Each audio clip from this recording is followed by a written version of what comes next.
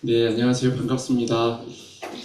불어권 선교회, 제가 불어권 선교에 대한 이제 마음을 가졌던 시기 이후에 항상 저도 관심이 있었었고요. 그래서 제 기억에 제가 한 21살, 22살 그때 신박포교회에서 주일날 아마 불어 예배가 있었어요. 그래서 그때 저는 강원도 원주 사람인데요. 원주에서 주일 예배를 마치고 밤에 그 신박포교회에 와서 예배를 제가 두 번인가 한 번 참석했었습니다. 그때 이렇게 만나고 또 그 이후에는 이제 쭉 JDM 훈련 받고 그리고 이제 바로 선교사로 나가고 하다 보니까 불어권 선교회와 이렇게 또 만남의 기회는 많이 없었는데 오늘 또 이렇게 만나게 되어지고 또 제가 유일하게 캠퍼스 선교단체 간사로 딱 6개월 사역했거든요. 6개월 사역하고 나갔는데 그때 사역할 때 만났던 새내기 20살 우리 정세대 간사가 그때 새내기였거든요. 그래서 그 많은 친구들 같이 이제 많이 좀 개척하고 이래서 우리 동아리 인원들을 좀 많이 좀 부흥시켰던 그 세대의 한 주역인데 또 이렇게 만나게 돼서 좀 감회가 좀 남다른 것 같습니다. 오늘 다른 곳에서는 그냥 지역교회라 선교에 대한 어떤 인식도 많이 좀 깊지 않고 또 불어권에 대해서는 더더욱 지식이 많이 없어서 제가 되게 편하고 어떤 말을 해도 다 했는데 우리 오늘 잠깐 교제를 나눴지만 이무식 목사님 이 교단과 선교 단체를 다 떠나서 불어권에 있는 모든 이제 선교사님들이 관심이 있으시고 또 기도하시는 또 귀한 단체 앞에 또 서다 보니까 좀 더 긴장이 되고 제가 좀 이렇게 준비했던 부분들을 좀 새롭게 좀 다르게 좀 해야 되지 않을까라는 그런 고민이 지금도 있어요. 왜냐하면 일반 지역교회에서는 말씀도 좀 같이 나누고 그리고 선교보고를 나눴는데 말씀을 그냥 나누지 않고 바로 선교보고를 할까라는 생각도 좀 드는데 사실 오늘 읽었던 말씀은 제가 2년간 또 사역하면서 저희들의 고백이고요. 오늘 잠시 말씀을 보시면 2절에서 다윗이 자신의 상황에 대해서 이제 설명하는 소개가 나오는데 뭐 웅덩이, 뭐 수렁, 뭐 이런 얘기가 나와요. 그만큼 다윗이 굉장히 어려움에 처해 있는 상황이라는 거죠. 그래서 그 어려운 상황 속에서 근데 이 다윗이 무엇을 하고 있냐면 1절을 보니까 나는 여호와를 기다리고 기다린다라고 이야기를 하고 있습니다. 여기 근데 기다린다라는 거 되게 뭐 아무것도 하지 않고 좀 수동적이고 제일 쉬운 일 아닐까라고 생각할 수 있지만 사실 가장 어려운 일이 또 하나님의 응답을 기다리는 일들이잖아요. 또 특별히 이 기다리다라는 이 동사가 히브리 동사에서 카바라는 동사가 사용되었는데 이 동사는요 어떤 그 확고한 그 신념에 대해서 그럴 때 이 동사가 많이 사용되었습니다. 그리고 이 동사에는 그래서 어떤 해결책이나 어떤 물건을 기다리는 것이 아니고 어떤 인격적 존재를 기다리는 때 이 단어를 쓰는데 바로 하나님을 기다리고 있다는 거죠. 그러니까 다윗은 그 어렵고 힘든 상황 속에서 여호와 하나님과의 그 교제를 찾고 있었다는 겁니다. 그것이 참 저에게도 좀 도전이 되었고 또 위로가 되었고 그리고 오늘 제가 한국에 나와 있는 어떤 특별한 목적이 있는데 그 목적을 수행함에 있어서도 끊임없이 계속 제 안에 되새겨지는 말씀이었어요. 그리고 그렇게 이 오늘 말씀을 보면 그 여호와 하나님을 기다리고 기다리는 일은 결코 헛되지 않다라는 것을 오늘 말씀 우리에게 설명을 해주고 있는데 3절을 보게 되니까 그러니까 이 2절이죠. 그 보면 다윗이 결국 내 발을 반석 위에 두시고 내 걸음을 견고하게 하셨다라고 고백을 해요. 그래서 다윗이 하나님을 노래합니다. 그리고 하나님을 찬양합니다. 그랬더니 어떤 결과가 나타났냐면 3절을 보시면 많은 사람들이 다윗에게 일어난 일을 보면서 하나님을 두려워하여 즉 하나님을 경외하며 놀라서 하나님을 의지하게 되었다라는 것을 성경이 우리에게 말해주고 있습니다. 제가 선교지에서 너무나 바라고 소망하는 일인데 다윗이 그 삶을 살았다라고 성경이 오늘 우리에게 보여주고 있어요. 먼저 예수 그리스도를 믿는 그 나 한 사람을 통해서 내 주변에 또 우리 내 가족 가운데 믿지 않는 누군가가 그 먼저 믿은 나를 통해서 하나님을 경외하게 되었다는 것이죠. 여러분 이러한 일들이 사실 우리 가운데 많이 일어나야 되는데 오늘날 좀 안타까운 부분들이 많이 있죠. 어떤 우리 기독교를 향해서 좀 뭐 개독교라는 말도 해가면서 또 이제 직장이나 친구들 사이에서 내가 예수 믿는 사람이라고 이제 말하는 것에 대해서 굉장히 좀 두려워하는 사회, 그런 시대라고 들었어요. 마치 초대교회에서는 내가 예수 그리스도를 믿는다고 고백하면 순교의 위험이 있으니까 그때는 말하지 못했던 그런 시절이었는데, 지금은 비슷한 것 같은데, 비난과 두려움과 또한 가장 무엇보다 내가 그리스도인으로서 내 삶에 대한 그 책임을 당당하게 보이지 못하는 우리 그리스도인의 어떤 모습들 때문에 더 말하지 못하는 시대가 좀 안타깝고, 그런데 아무튼 이 오늘 말씀이 얘기해주고 있는 것은 하나님을 경외하고 하나님과의 그 교제를 갈구했던 이 다윗의 삶을 통해서 주변 사람들이 하나님을 경외하게 되었다는 거예요.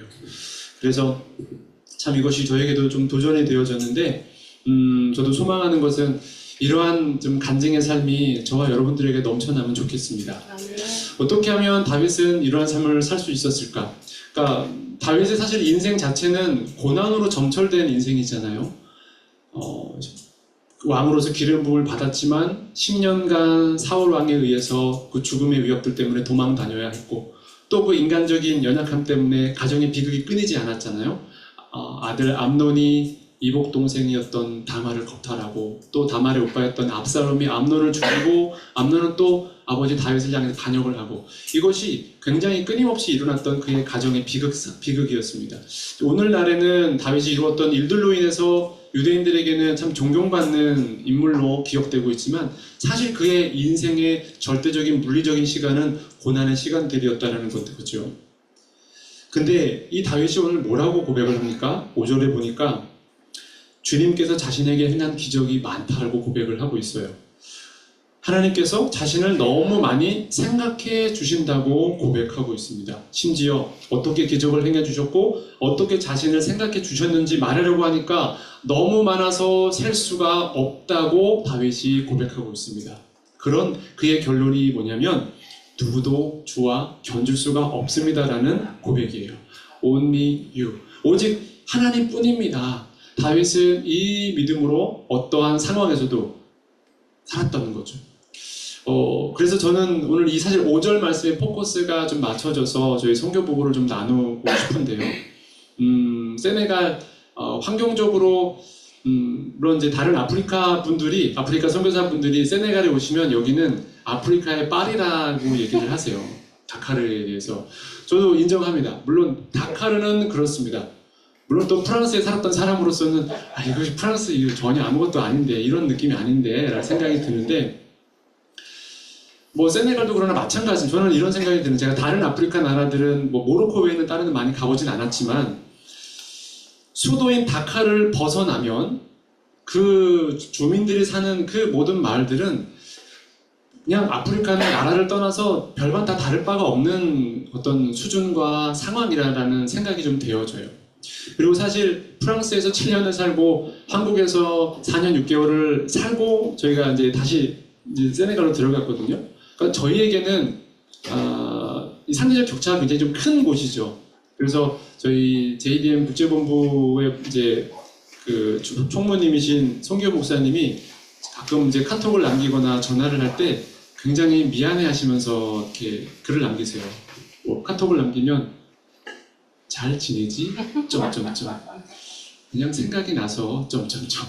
그러니까 저희가 원래 다시 프랑스로 들어가려고 했던 상황 속에 프랑스 선교사님이랑도 다 이제 얘기가 됐었고, 스트라스부르크라는 새로운 도시를 개척하려고 그랬어요. 그런데 저희 본부에 상황이 생겨서 세네갈에 지금 사역자가 당장 투입될 사역자가 필요하다 그래서 저희가 이제 가게 된 거거든요.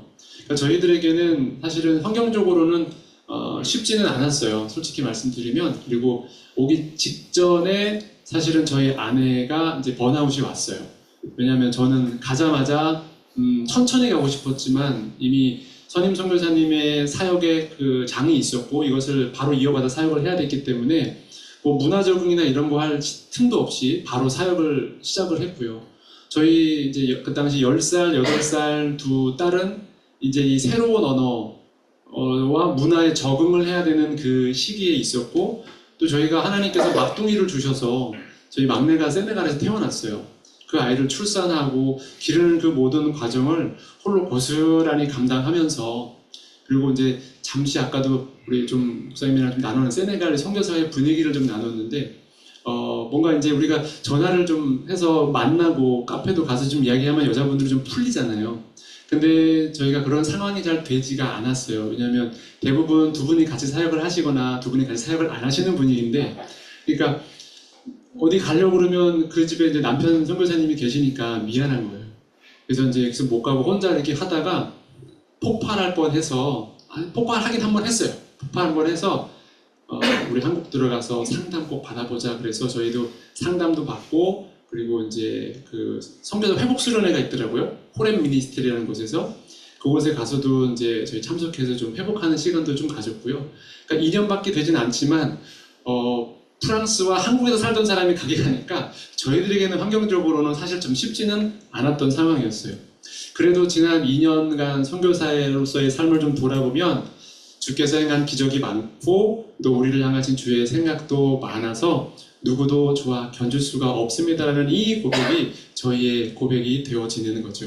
그래서 이런 선교보고의 기회를 통해서 그럼 2년간 하나님께서 어떤 기적을 베푸셨고 어떤 은혜를 주셨습니까? 라고 물어보시면 할 말이 너무 많아요. 그렇지만 또 다 내일 또 출근도 하셔야 되고, 그죠? 저도 이제 내일 모레 출국해야 되거든요. 오늘 가서 또 짐도 많이 싸야 되기 때문에 그 중에 이제 몇 가지 부분만 좀 추려서 나누려고 합니다. 먼저 영상으로 한번 짧게 세네갈 소개를 좀 드리도록 하겠습니다.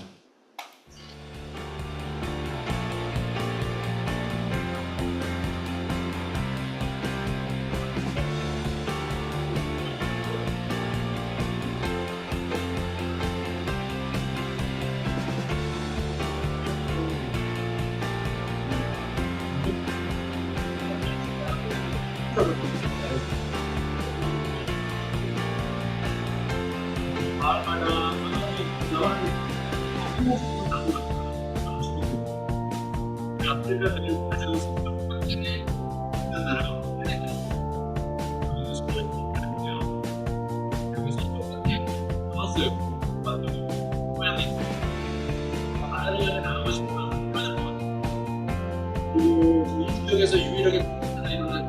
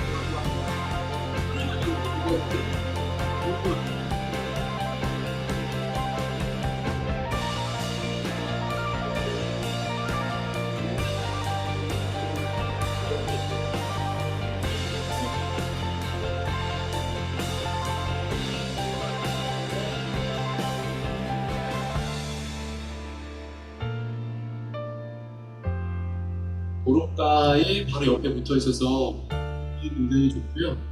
아마 한국 선교사님들 중에는 넓은 부지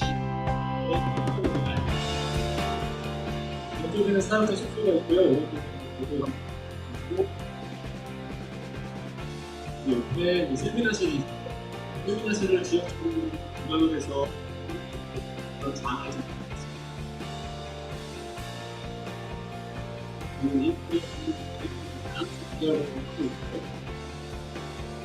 또 다른 그제서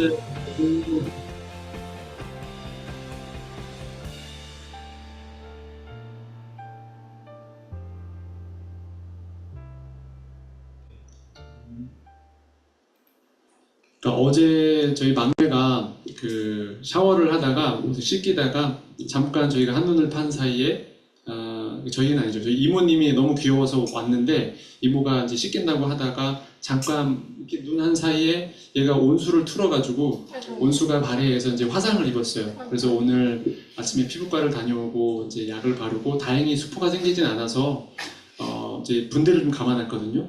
그래서 오늘 일정을 같이 이제 못 오게 됐는데 아무튼 끝까지 저희 내일 모레 아침에 떠나는데 이 정말 이 아이들의 건강과 다치지 않는 거와 이런 것들이 좀 필요할 것 같아서 기도를 좀 부탁을 드리고요. 이제 그 PPT 영상을 좀 보여주시면, 네, 저는 이제 말씀드린 대로 대학생 사역을 하는데 저희 단체가 대학생을 늘 타겟으로 사역하는 것도 있고요. 또 이 한국에서도 저희가 공동체에서 같이 살아가면서 삶을 통한 이 제자들을 이렇게 전수하는 훈련을 방식을 저희가 택하고 있어요. 특히 이제 이곳에서 대학생 사역을 저희 공동체로 하는 이것이 굉장히 또 전략적인 이유가 있는데요. 제가 2011년에 프랑스 선교사를 있을 때 한번 이 세네갈을 단기 선교를 갔었는데 기숙사에 전도를 하러 들어갔거든요. 그런데 학생들을 보니까 예를 들면 지금 여기 4분의 1만한 공간에 침대가 2층 침대가 4개인가 있었어요. 그래서 근데 거기에 몇 명이 사냐면요 22명의 학생들이 살고 있더라고요. 그리고 어떻게 사는 거냐면 그 자기 매트리스가 없어요. 그러니까 먼저 들어오는 대로 그 매트리스 이렇게 누워서 반반씩 이렇게 쪽잠을 이렇게 새우잠이라 그러나요? 그렇게 자야 돼요. 그 늦게 오는 학생 침대가 다 차면 그냥 바닥에 자야 되고 그러니까 그런 현실들을 제가 보면서 충격을 먹었었거든요. 한국에서는 이 정도 사이즈면은 4명 2층 침대 2개 놓고 4명 살아도 애들이 좀 이런저런 불평을 할 텐데 이게 아프리카의 클래스는 이런 상황인 거구나 라고 하는 걸 깨달았어요. 그리고 저희 선임 선교사님이 이런 상황들을 포착해서 우리나라의 국민소득이 아마 35,000불입니다. 그런데 이 세네갈은 1,800불이에요. 약 한 20배 정도 차이가 나는데요. 경제를 보게 되면 아프리카라고 해서 우리가 다 뭐 좀 쌀 거라고 생각을 하지만 일반 물건들은 굉장히 비싼 편인데요. 계란 한 판이 세네갈 같은 경우는 한국이랑 거의 비슷해요. 7,000원, 8,000원 정도 하거든요. 그래서 지금 우리 유재동 선교사님도 거기 와 계신데 감비아 선교사님들이 가끔 세네갈 오셔가지고 이 손이 이렇게 덜덜거린대요. 물가가 너무 비싸서. 그 다른 분들도 마찬가지일 거예요. 그 다른 주변에 서부 아프리카에 있는 이제 같은 화폐를 쓰는 국가들이 있는데 와서 물가가 너무 비싸니까. 그러니까 이 학생들이 이 가난한 학생들의 꿈이 있는데요. 꿈은 뭐냐면 열심히 공부를 해서 이 다카르 국립대학에 오는 거예요.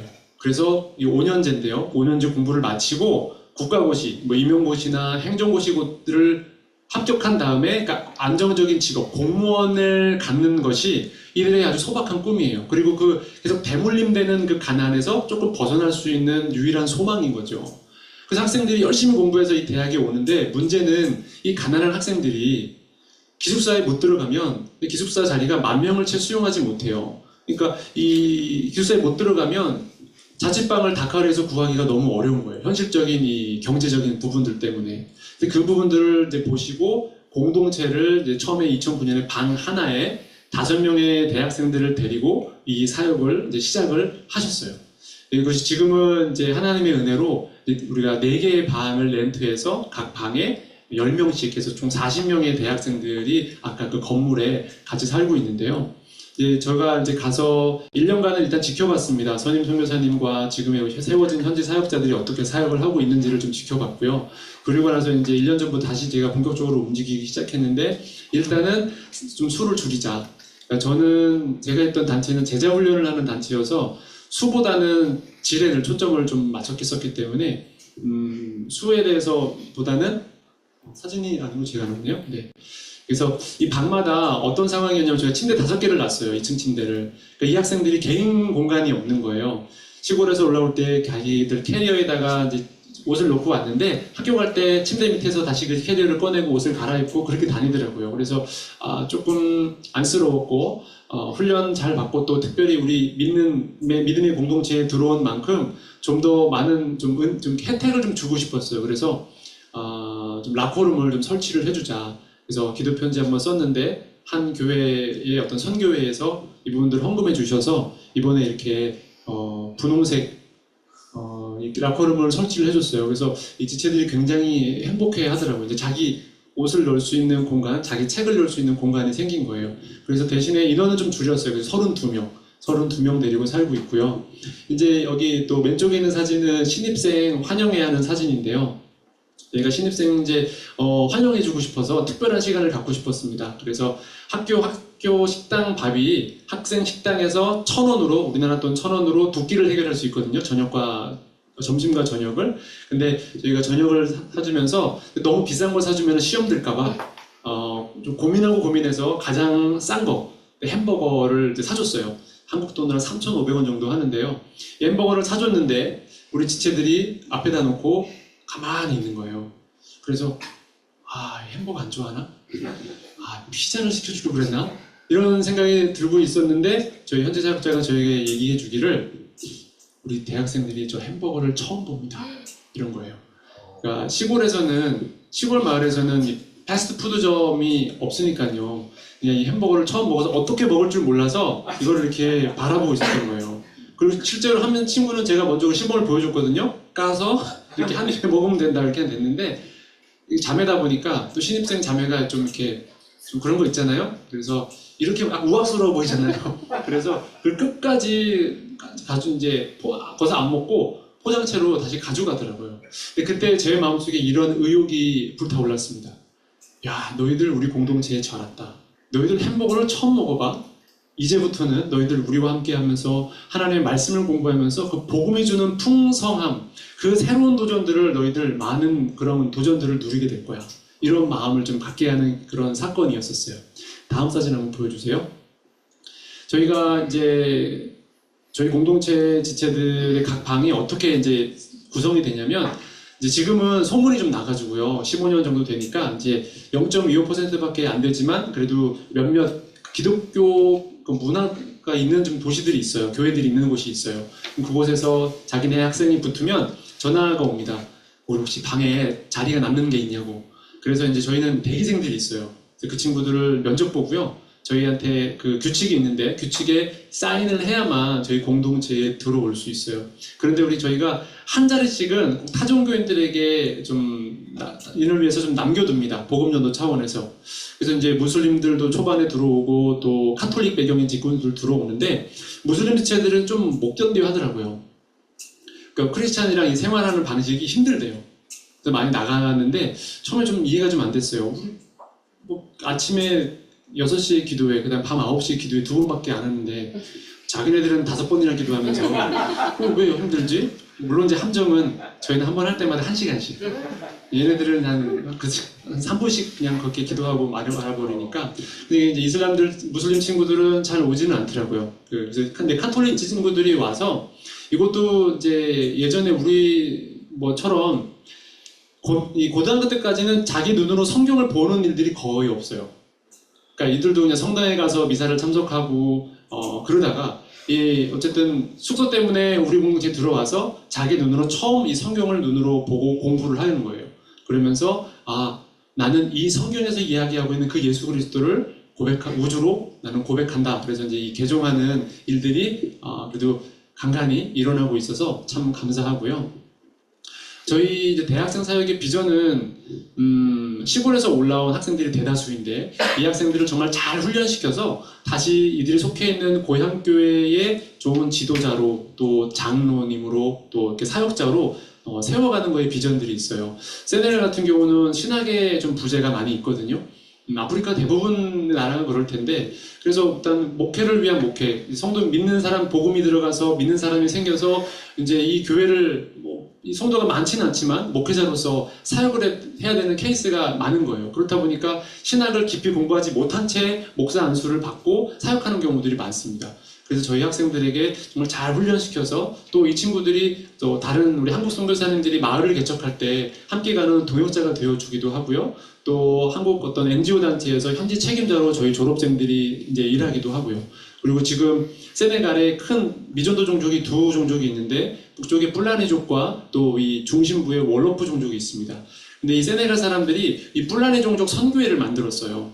그리고 뿔라니 종족 선교회 대표가 지금 저희 졸업생이 대표 사역을 하고 있습니다. 그런 이제 캠퍼스 사역의 비전이 있고요. 다음 사진을 보여주세요. 저희가 공동체 생활을 하면서 이들을 훈련시키는데 저희가 이제 매주 수요일에는 캠퍼스 체프를 합니다. 단순히 로컬 처치로서 우리의 멤버들에게만 이 캠퍼스 복음화와 제자훈련과 세계선교에 대한 것들을 갖기에는 너무 아쉽다. 그래서 주일에 다른 다카리에 있는 교회를 다닐지라도 정말 이 캠퍼스 월요일부터 금요일까지 이 학교에서 공부하는 이 시간 동안에 더 하나님의 말씀에 대해서 배우기를 원하고 또 제자훈련을 받기를 원하는 지체가 있다면 우리 그들에게 이 훈련의 기회들을 열어놔야 된다. 그래서 이제 제가 가서 이거를 이제 저희가 7년 동안 이게 중단됐었더라고요. 그래서 작년부터 이제 이 캠퍼스 체프를 시작을 했고요. 매주 수요일마다. 그리고 매주 목요일에는 캠퍼스 전도를 하고 있습니다. 또 어떤 분들 많이 의아해하시고 저도 처음에는 조금 이게 해도 되나? 왜냐면 아프리카 이 세네갈이 무슬림이 96%인데 이 나라에서 0.25%밖에 안 되는 이 개신교인들이 대학교에 들어가서 버젓이 그 앞에서 이렇게 전도를 해도 되나? 라는 좀 그런 두려운 마음들이 조금 있었어요. 저희 지체들도 그런 마음이 있었는지 많이는 오지 못하고 처음에 전도 모임 할 때 3명, 4명 정도 같이 따라왔었습니다. 전도하다가 이런 일이 벌어진 거예요. 전도를 당하던 이 세네갈 대학생, 여학생이 경찰을 불렀습니다. 경찰에 신고를 했어요. 지금 이 개신교인이 복음을 전한다고 신고를 했어요. 그래서 이제 저희 학생이 굉장히 놀랬죠. 이거 큰일 나는 거 아닌가. 경찰이 왔어요. 경찰이 와서 이제 그럼 어떻게 처분을 하지? 어떻게 처리를 하지? 뭐 벌금을 매기든지 그럼 근거가 있어야 될 거잖아요. 이 사람은 이제 아는 게 없는 거예요. 그래서 상관한테 전화를 했습니다. 상관한테 전화해서 문의를 했는데 상관이 하는 말이 할 법적인 근거가 하나도 없는 거예요. 여러분 세네갈은 제가 알기로는 요 서부아프리카 이 나라들 중에서 이슬람 나라들 중에서 아마 유일하게 선교사 비자가 나오는 나라입니다. 저는 이것을 볼 때마다 하나님께서 정말 이 땅에 이 세네갈을 이렇게 남겨두신 특별한 이유가 있을 것이다. 정말 전략적인 그런 중요도가 있을 것이다 라는 생각을 좀 하게 되었죠. 그래서 저도 오기 전에 제가 챗 GPT에 물어봤거든요. 이슬람 90% 넘는 나라들 중에 복음을 전하는데 자유가 있는 나라 어딘지 알려줘 이렇게 했어요. 그랬더니 뭐 없어요 라고 나와요. 제가 한 가지 알았습니다. 역시 현장성. 챗 GPT도 모르는 거예요. 세네갈 선교사였기 때문에 세네갈에 살고서 직접 경험해보니까 이게 법적인 근거로 뭐 우리 할 수가 없어요. 그래서 어떤 일이 벌어졌냐면 저희 대학생들이 복음의 야성이 생기기 시작했어요. 그래서 제가 이제 한국에 온 다음에 저희 사역자가 사진을 보내왔어요. 목사님 오늘도 우리 전도하러 나갑니다. 기도해주세요. 사진을 보니까 형제들만 9명이 딱 사진 속에 있는 거예요. 이제 신난 거예요. 왜냐하면 사실 신날 수밖에 없는 게 한국에서 복음을 전하려면 참 어렵잖아요. 복음을 전하러 가기만 해도 어떻게 아는지 예수 믿는 사람이구나 무슨 마음이 일어나잖아요. 막 도망가거나 또 전도지를 줘도 뭐 이렇게 매몰차게 이렇게 그거를 거부하거나 안면 몰수하고 참 마음에 상처가 많으실 것 같아요. 그러신 분들은 이 세네갈 한번 오시면 돼요. 왜냐하면 이 무슬림들이라 복음이란 단어를 들어본 적이 없어요.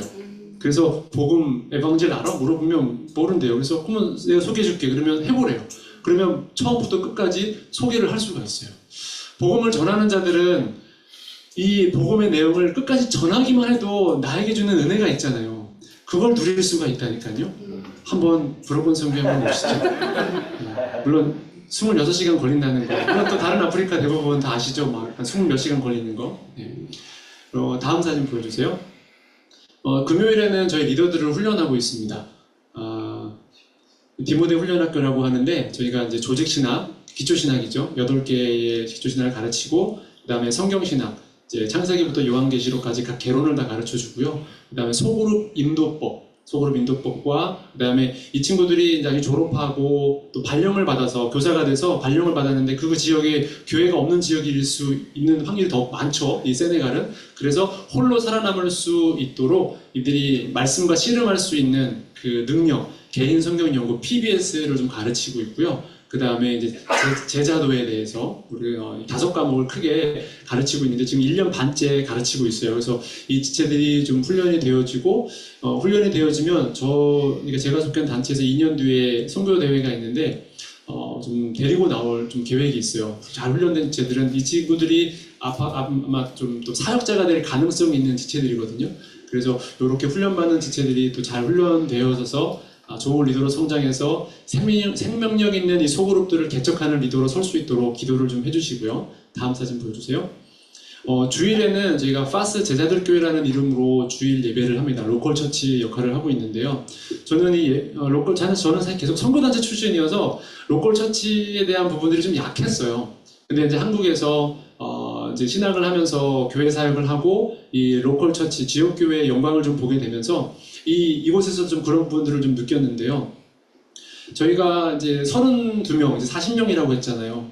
어느 날 주일 예배에 62명이 예배에 온 거예요. 그러니까 이 가운데 사진이 자리가 부족해서 이제 복도에다가 이제 의자를 놓고 앉아서 함께 예배를 했는데, 왜 이렇게 많이 왔지?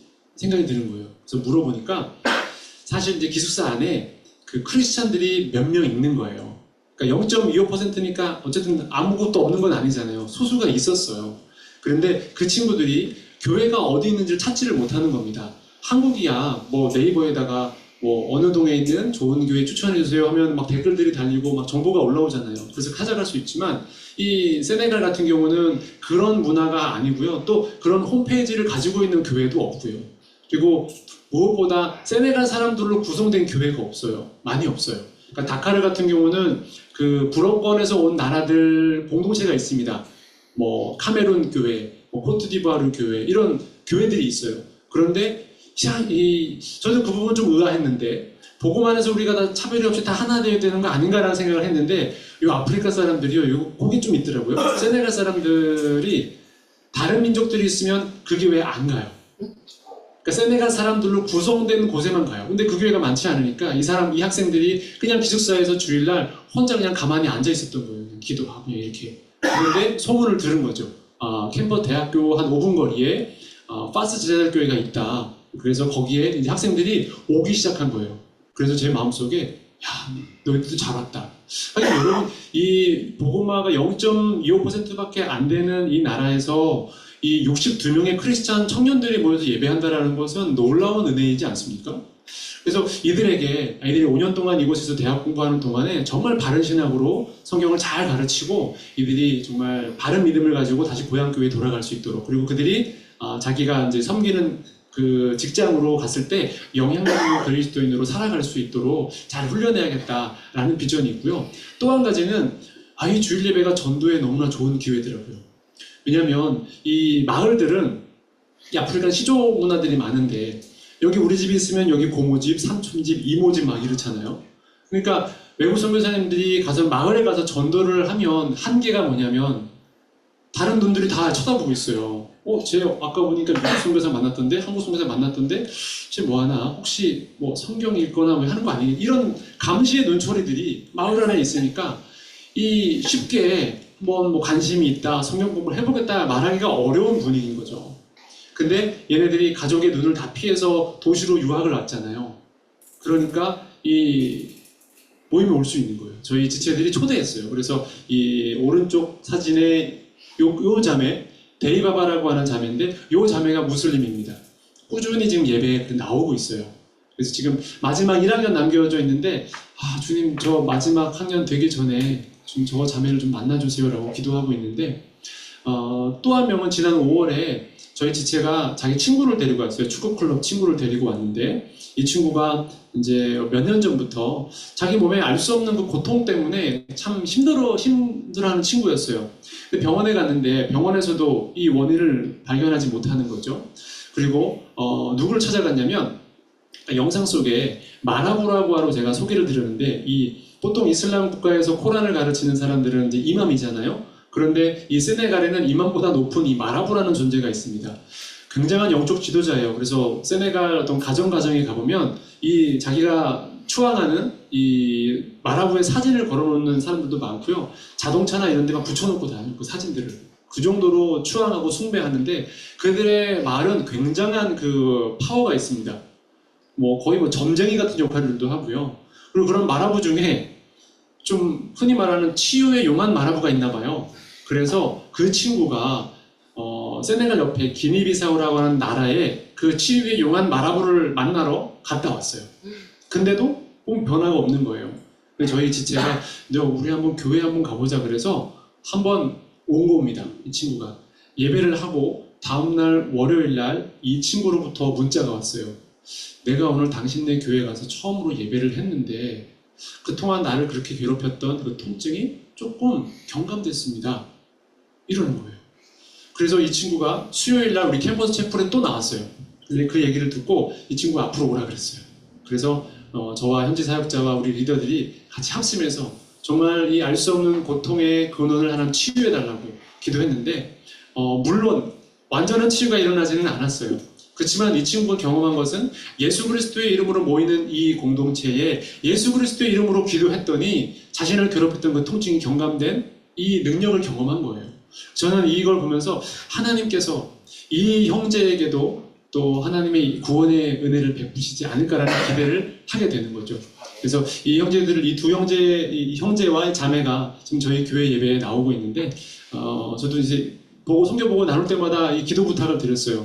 속히 이 아다나스 형제인데 이 아다나스 형제가 하나님의 자녀가 되었습니다라는 소식을 전할 수 있기를 소망한다고 기도를 해달라고 부탁을 드렸는데 불어권 선교에서 기도회 모임 때 이 아다나스 형제를 위해서 기도해 주시면 감사하겠습니다.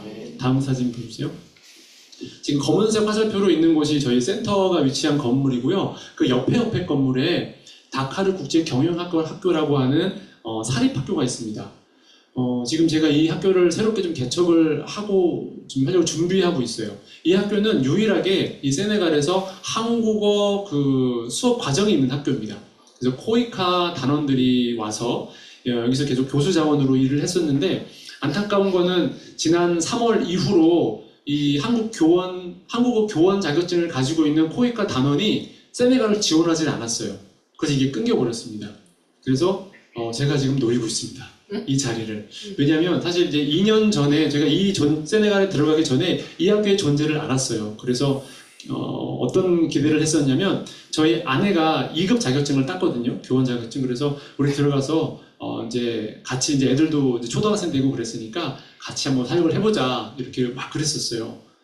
그런데 하나님께 막둥이를 주셔가지고 이도저도 못하는 상황, 아예 지금 매여있는 몸이 되었는데 그 한국어 교원한 이 교수님을 통해서 제가 이 세네갈 학생들 그 클럽이 있거든요. 왓츠업에 한국을 좋아하는 학생들이 300명이 모였어요. 그리고 그 안에 BTS 팬들만 150명이 있더라고요.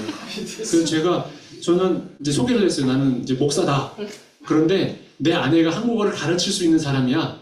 지금 우리가 아기가 좀 어려서 좀 지금은 쉽지 않지만 곧 너희들에게 한국어를 가르칠 수 있는 나를 우리가 좀 기회를 줄게 이랬어요. 그랬더니 막 댓글들이 막 달리더라고요. 뭐 환영하고 막 이렇게 하면서 그러니까 되게 관심이 많은데 기도를 부탁드리는 것은 이제 저희 아직은 좀 더 지금 17개월이거든요. 저희 막내가. 근데 좀 더 잘해야 될 것 같아요. 그리고 그 이후에 저희 아내가 이 학교에 들어가서 공식적으로 좀 학생들을 합법적으로 만날 수 있는 이 문이 열릴 수 있도록 기도를 해주시면 좋겠습니다. 다음 사진. 네, 저는 사실 이 사역 때문에 이번에 한국에 나오게 됐는데요. 카프린 사역이에요. 저희가 카프린에서 도서관을 중심으로 이제 청소년들에게 복음을 전하고 있습니다. 여기에는 한 간증이 있었는데요. 여기 카프린에는 공부 잘하는 학생들이 가는 카톨릭 사립고등학교가 있습니다. 이제 프랑스 식민지를 받는 때 생겨났던, 그래서 좀 가면 좋은 여러 가지 혜택들이 있는 학교예요. 그런데 이 학생이 이제 무슬림인데 무슬림 신앙이 독실한 거죠. 내가 이 사립학교를 가면 아마 또 미사도 참석하고 이러면서 성경에 대한 영향을 받을까봐 이 친구는 공립고등학교에 진학을 하게 됩니다. 그런데 하나님의 일은 또 놀랍죠. 하나님 안 되는 일이 없잖아요. 일본에서 온 일본 국제협력단 자이카 대원 중에 한 명이 크리스찬 자매가 한 명 있었어요. 근데 이 크리스찬 자매가 이 친구에게 불어로 된 소설책을 하나 건네게 됩니다. 미우라 아야코의 길은 여기에라고 하는 책이에요. 아마 아시는 분도 계시겠지만 미우라 아야코는 기독교 여러 소설가로 그의 책 빙점, 길은 여기에 이런 책에는 기독교 세계관이 아주 잘 녹여져 있습니다. 그 책을 보게 되면 하나님을 생각하게 되는 그런 책들이죠. 이 친구가 그 책을 읽고 하나님의 개신교의 하나님에 대해서 생각하기 시작하는 거예요. 그리고 그때 마침 미국 선교사님이 이 월로푸어로 된 사복음서를 이 친구에게 건네주게 됩니다. 그래서 그 친구가 이 책을 들고, 근데 걸리면 안 되니까 자기 베개 밑에다가 숨기고 모든 가족들이 잠들 때를 기다렸다가 다 잠든 이후에 혼자 일어나서 불을 켜고 고등학교 3년 내내 그 책을 읽게 됩니다. 그리고 여러분들이 생각하시는 그 일들이 일어나는 거죠. 예수님을 영접하게 돼요. 그리고 때마침 이제 고등학교를 마치고 다카르 국립대학으로 진학을 하게 되고요. 이 친구가 그 2009년에 저희 선임 선교사님이 카프린에서 사역하다가 딱 다카르로 옮길 때였거든요. 그러니까 이 친구가 카프린에서 있다가 그 아는 지인 찬스로 이 친구도 공동체에 들어온 거예요. 5명이 시작했다고 말씀드렸는데 그 5명 중에 1명으로 이 친구가 들어와서 2년 동안 이 리더 훈련을 받았고요. 또 졸업을 했고요. 이 친구가 믿음이 정말 좋아요. 그래서 세상 속에서 이 그리스도인의 이 영향력을 좀 발휘하고 싶어서 심지어 시장 선거에도 출마를 했습니다. 물론 똑 떨어졌어요. 왜냐하면 이 무슬림들 배경 속에 0.25%의 이거는 그냥 사람의 됨됨이와 능력을 떠나서 되게 어렵지만 저는 그럼에도 불구하고 이 친구가 거기 시장 선거에 도전했다는 그 믿음이 너무나 귀하고요. 바로 이 친구가 아까 제가 서두에 소개드렸던 그 뿔라니 종족 선교회 대표로 사역하고 있는 친구인 거예요. 그래서 이 세네갈에는 도서관 사역을 하는 선교사님들이 한 3유닛 정도 되세요. 이분들도 저희 간증 이야기들을 들으면서 우리도 그분들이 사역하는 그 마을의 그 무슬림들에게 그 책 한 권이 되어서 하나님의 복음이 되는 그러한 사역이 되면 좋겠다 이런 얘기를 하신 거 제가 들은 적이 있는데 제가 그 사역들 때문에 저희가 이 도서관 사역을 좀 하고 있습니다. 그래서 제가 또 4월에 프랑스에서 이제 새로운 불어 기독 서적들을 좀 들여왔고요. 그리고 일반 소설책 한 120권을 작업을 해가지고 이 책을 지금 저희가 보급을 했어요. 그래서 현재 카프린이라는 이 도시에서 좀 작은 도서관이지만 가장 많은 최신 도서를 지금 보유하고 있는 거예요, 저희가. 그래서 지금 학교에도 한번 갔었는데 학교에서 저희가 도서관에서 왔다고 하니까 학교 교장 선생님이 나와가지고 저희를 막 외국인이니까 좀 바라는 게 좀 있잖아요, 아프리카는. 그래서 자기 도서관들도 보여주면서 우리 좀 협력하면 안 되겠느냐 그런 얘기도 하면서 근데 거기 학교 도서관도 정말 책들이 없더라고요.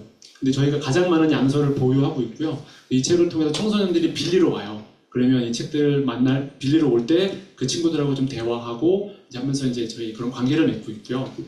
다음 사진 보여주시면 제가 이제 이 고등학교에 한번 직접 들어갔습니다. 그래서 학생들을 만나서 이제 대화를 나눴는데 한 학생 이 여학생에게 제가 열심히 공부해서 너 공부해서 다카르를 오면 숙소 고정을 하지 말아라. 우리가 숙소가 있거든. 그래서 이제 열심히 공부해서 다카르 대학으로 와 그랬는데 이 친구가 제가 공부를 다 마칠 수 있을지 모르겠네요 라고 대답을 하더라고요. 그래서 저는 예상 밖의 대답이어서 무슨 일 때문에 그런 일이라고 물었죠. 그랬더니 굉장히 멀리 산대요.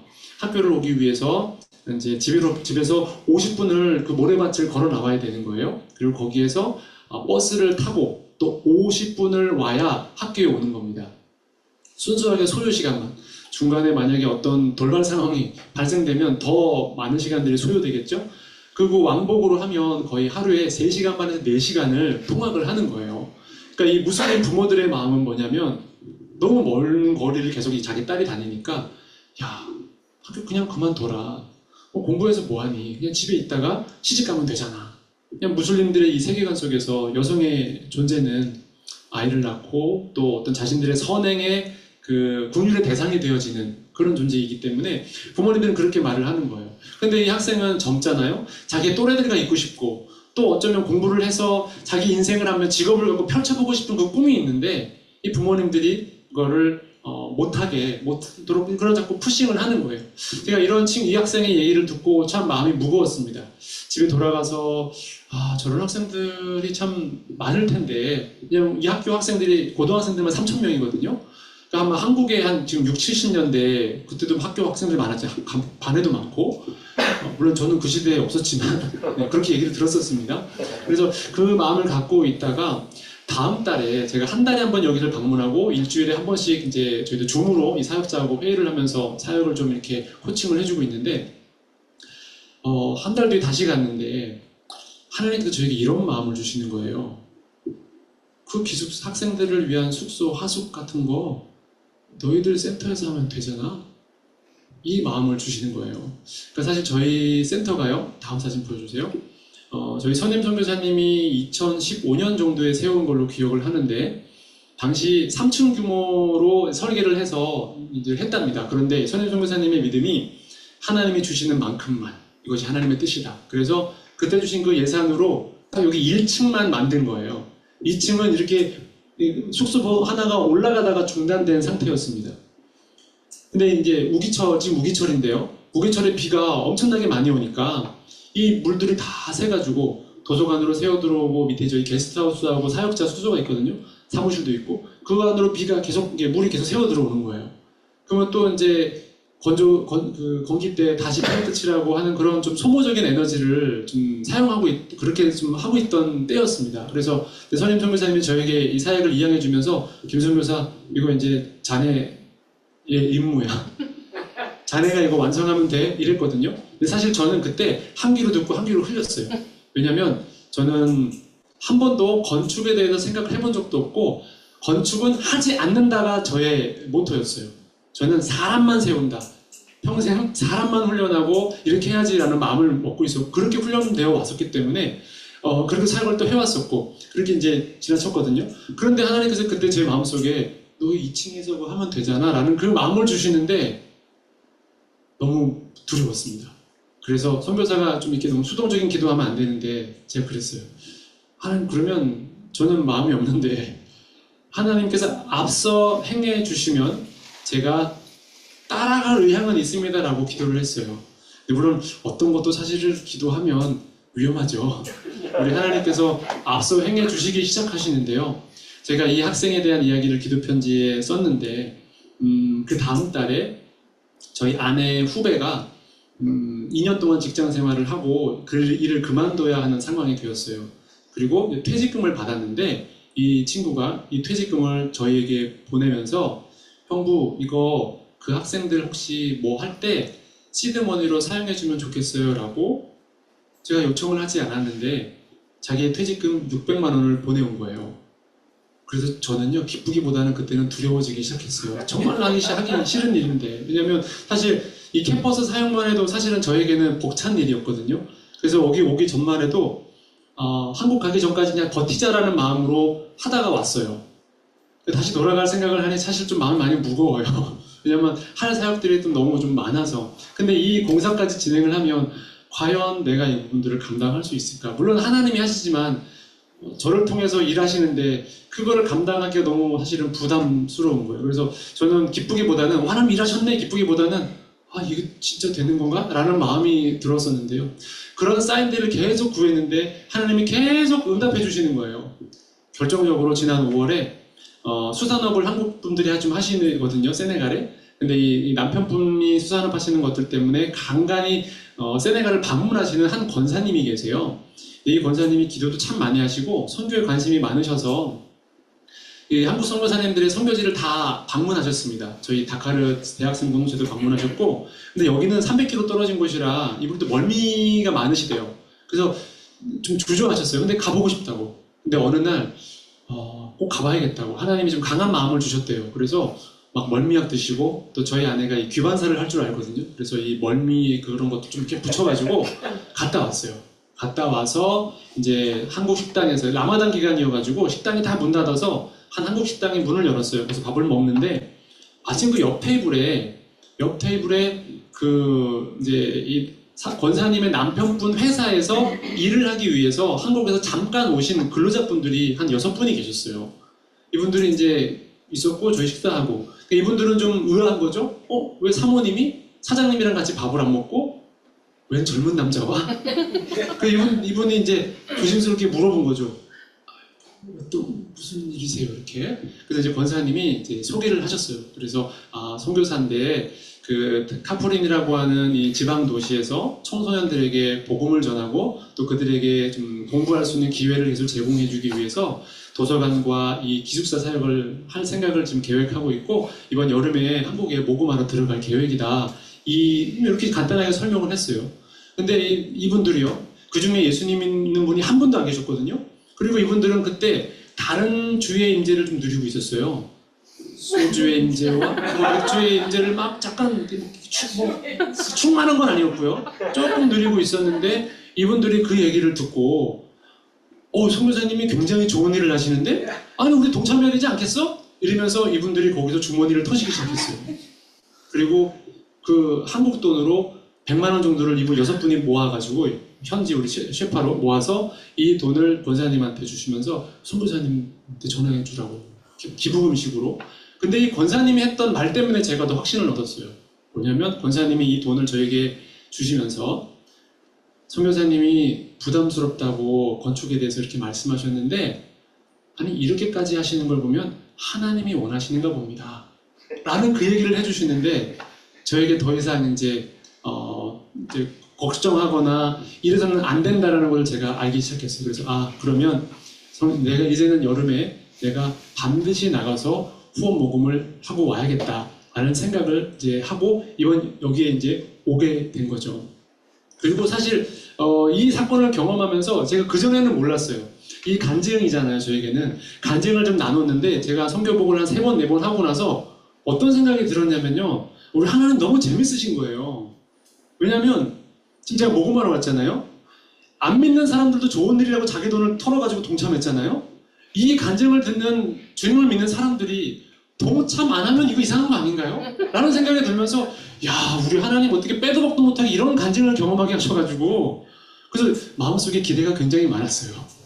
근데 지금 제가 이제 내일 모레 들어가는데 사실 일주일 전에요. 제 마음속에 어떤 마음이 들었냐면 저도 이제 말로는 하나님께서 주시는 만큼만 이제 그렇게 가서 봉사를 하려고 합니다. 라고 했지만 계속 26%된 거예요. 목표 모금액의 26%.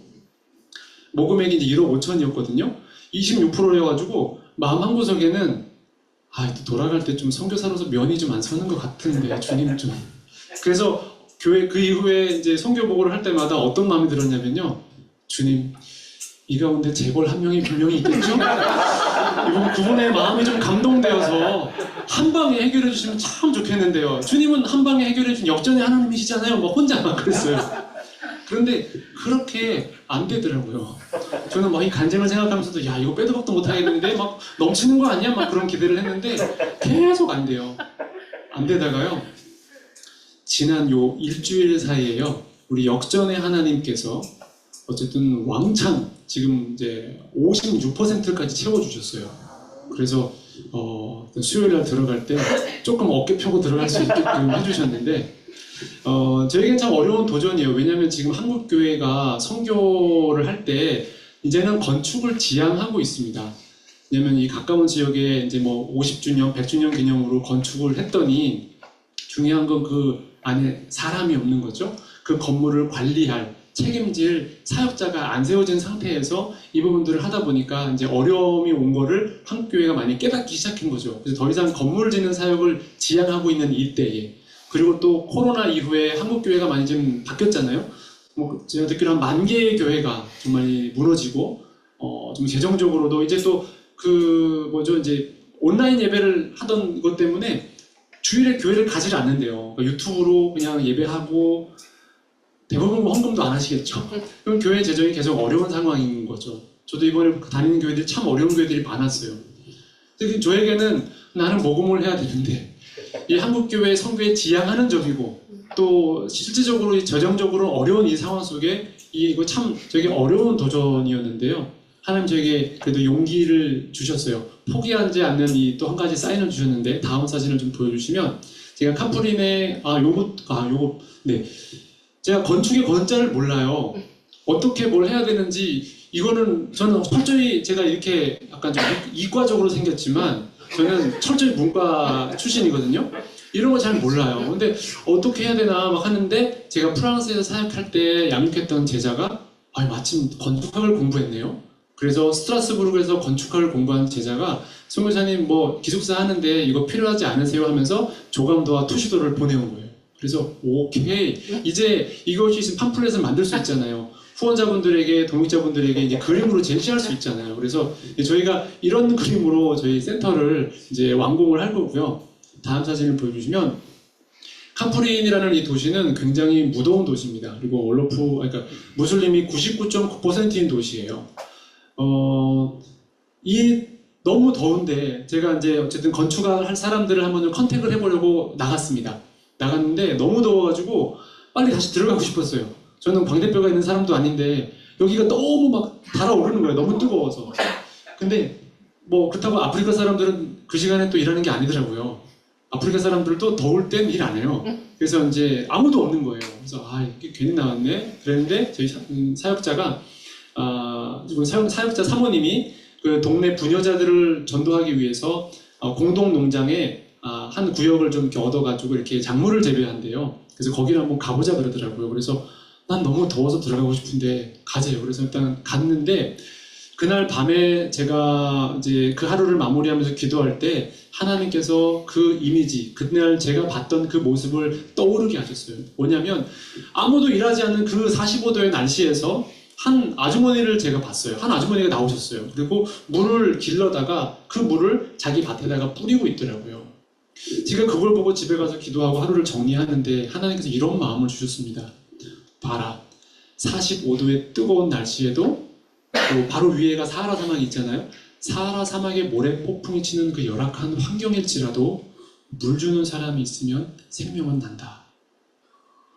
이 마음을 주시니까요, 제가 이 카프린에 대한 사역에 대해서 포기를 할 수 없는 거예요.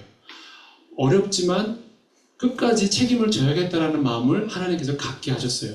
사실 20년 전에 이 카프린에 미국에 있는 한 선교단체에서 4가정을 파송했습니다. 근데 작년에 다 철수했습니다. 그냥 미국 분들은 합리적이잖아요. 20년 동안 여기에 에너지를 쏟고 재정을 붓고 사람을 보냈는데 올로프 종족 한 명도 회심자를 얻지 못하다 보니까 이 단체가 작년 2023년에 다 철수를 했습니다. 지금 이 카프린에서는 저희만 복음을, 예수 그리스도가 유일한 구원자라는 진리를 전하는 존재로 저희가 남아있어요. 그리고 무엇보다 이 땅을 더 포기할 수 없는 것은 저희 현지 사역자 사모님이 바로 이 월로프 종족이에요. 저희 선임 선교사님이 청소년 때 이 친구를 4년간 그 카프린을 사역을 하면서 이 친구를 열매로 남겨놓으시고 또 그때 양육했던 또 한 명의 이 청소년을 둘을 결혼시켰어요. 결혼해서 둘이 사역자로 지금 있는데요. 물어봤어요. 사모님한테 뭐가 제일 어려웠냐. 자기가 사실 예수 믿을 때는 그렇게 큰 어려움이 없었대요. 그런데 예수 믿고 난 이후에 그 마을에서의 사회적 왕따, 고립이, 그 외로움이 가장 어려웠대요. 그래서 그러면 우리 도시를 옮겨봅시다 라고 제가 제안을 했는데 이 사모님이 하시는 말씀이 그러면 제가 도망가는 것밖에 되지 않지 않습니까? 저는 여기에서 도망가지 않습니다. 내 동족을 향해서 끝까지 복음을 전하겠습니다라고 고백하는 거예요. 그러니 제가 어떻게 이 땅을 포기할 수 있겠습니까? 아무리 어려운 도전일지라도 도전을 해야만 하는 사명이 제게 주어진 것이죠. 그래서 다음 사진 보여주시면, 저희 이제 조감도랑 사진이랑 해서 이제 제가 만든 그냥 팜플렛입니다. 팜플렛을 하고 1억 5천 예산을 가지고 하는데, 말씀드린 것처럼 어려운 도전이지만 오늘 말씀이 저에게 위로가 되었던 것은 또 저에게서 끊임없이 자극이 되는 것은 뭐냐면 여호와를 기다리고 기다렸다라는 이 다윗의 고백인데요. 저도 이 상황 속에서 끊임없이 여호와를 기다리려고 합니다. 우리 불어권 선교회 우리 분들 정말 남들이 보지 않는 그 땅인데 저는 파송단체와 교단을 떠나서 불어권을 선교사님들에 대한 관심을 가지고 기도해 주신다는 사실이 너무나 놀랍고 참 위로가 됐습니다. 이분들의 기도가 또 우리의 사역에 이렇게 심겨져 있었구나라는 생각들. 그래서 참 이 불어권 사역 참 어려운 곳이라고 많이 우리가 듣게 되어지는데 우리가 여호와를 기다리면 그 땅에 생명이 나고 싹이 나지 않겠습니까? 그래서 우리 입술의 고백 가운데 주께서 행한 기적이 많고 우리를 향한 생각이 많다라고 고백할 수밖에 없지 않겠습니까? 그래서 우리의 고백이 그래서 누구도 주와 견줄 수가 없습니다라는 고백이 저와 여러분의 고백이 되기를 소망합니다. 기도하겠습니다. 하나님 아버지 감사합니다. 우리 주님께서 귀하게 사용하시는 불어권 선교회 또 정기기도 모임에서 세네갈에서 일하신 하나님의 역사에 대해서 함께 나누었습니다. 주님이 일하셨던 것들만 기억나게 하시고 또 주님이 일하실 것들에 대한 기대를 가지고 함께 기도의 동역으로 나아가는 귀한 우리 불어권 선교회 될 수 있도록 축복하여 주시옵소서. 감사드리며 예수 그리스도의 이름으로 기도합니다. 아멘.